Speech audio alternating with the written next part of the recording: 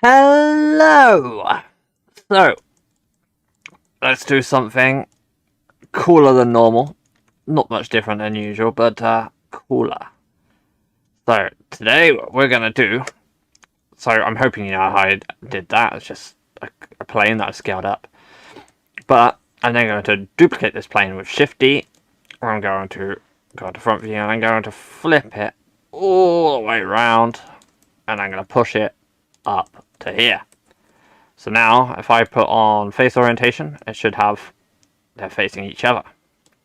That is perfect.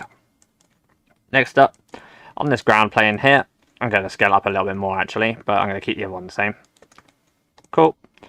What we're going to do on this one is I'm going to go on to this one here, not that one, this one here, and I'm going to mark it as a collision. And that's it. Next up, I'm going to make an icosphere, pow, and I'm just going to play with this a little, so I'm just going to grab the top one, put on orthographic thing, and I'm going to go like that. And that's it. I'm going to drag it down. Done. Now on this one, I'm going to set this one to have a particle settings. Bam.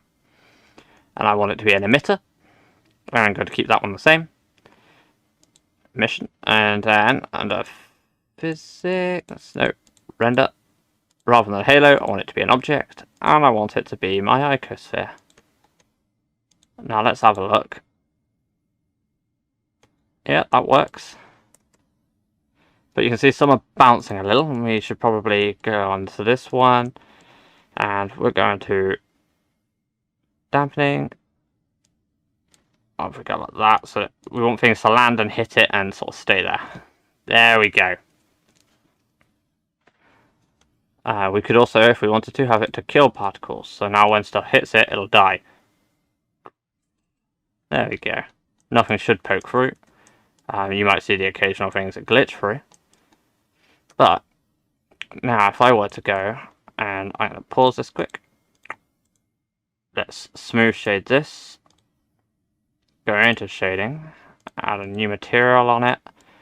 And we're going to keep most of this the same, but we're going to put the transmission up, and we're going to set this to 1.3. Just 1.3. Just IOR to 1.3, transmission at the top. And now if I do it, you'll notice first of all, these are now glass, so they don't really look it because I haven't got any light in my scene. So let's add some light. Let's go for a HDRI. Because I don't really want to have to mess around with doing the textures and stuff too much, so let's just go HDRI. So now you can kind of see that these are in fact water, though it would help if I went to cycles. There you go. And if I position this nicely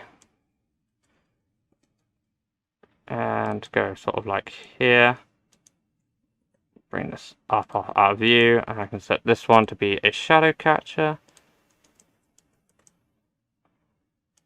Now I want this one to not display the emitter, because I'm noticing that we can see the emitter up there and it's casting a shadow, so we'll turn that off. And then we'll go on down here, and we don't want it to cast shadows, so we'll turn that off. Now we'll hit play.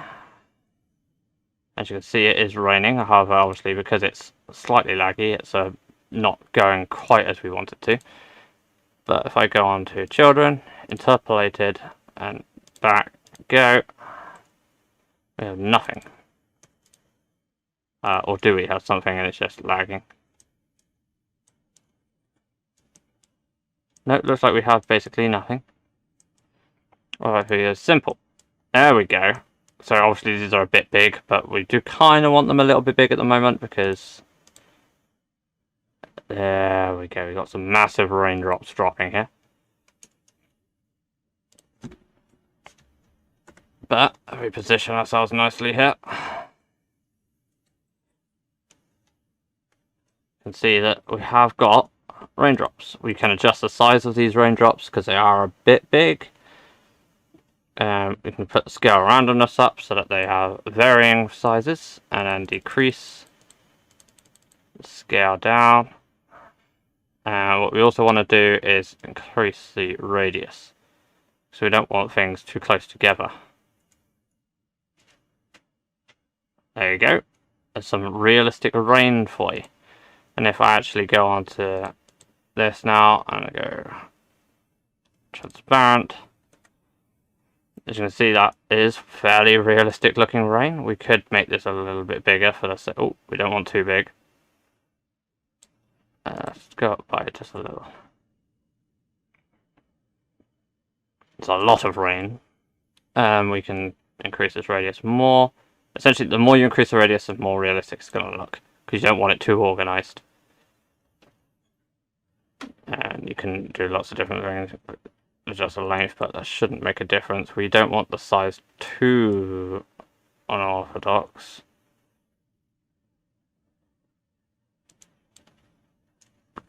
Yeah, the ones that are closer to the camera, like that one, are going to be a bit bigger, but there shouldn't be any that are overly sized. And if you get back here, you can see that there aren't any that are standing out as big. So that's good. It's just the ones that are closer to the camera that are big, which is normal. But that alone, and we have rain. We have a lot of rain, and it was very, very quick to set up. That is how easy rain is in Blender. Thank you very much for watching. I hope you have a wonderful evening. Goodbye.